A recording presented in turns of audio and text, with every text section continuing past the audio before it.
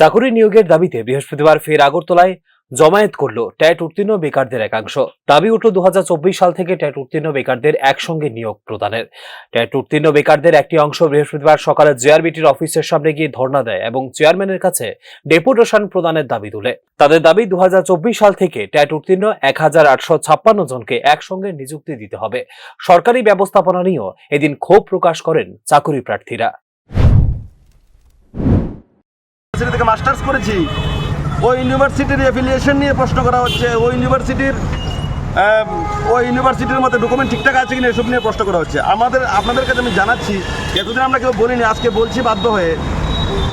আমি যে কলেজ থেকে বিএড করেছি, কিংবা আমার সাথে যারা যে কলেজ থেকে বিএড করেছে, আমাদের ক্লাসমেট তারা 2021-এ ত্রিপুরা টেট পরীক্ষা দিয়ে চাকরি পেয়েছে অনেক। বর্তমানে ত্রিপুরা রাজ্যে ওরা চাকরি করছে। আমরা যে কলেজ থেকে বিএড করেছি ওই কলেজের আমাদের ক্লাসমেট তারা। যখন এবছর আমরা পাস করেছি, আমাদের ভেরিফিকেশনের বেলায় ওরা আমাদেরকে ইউনিভার্সিটি পাঠাচ্ছে, আমাদেরকে কলেজে পাঠাচ্ছে আমাদের অ্যাফিলিয়েশন নিয়ে আসার জন্য। Bureau report, news now.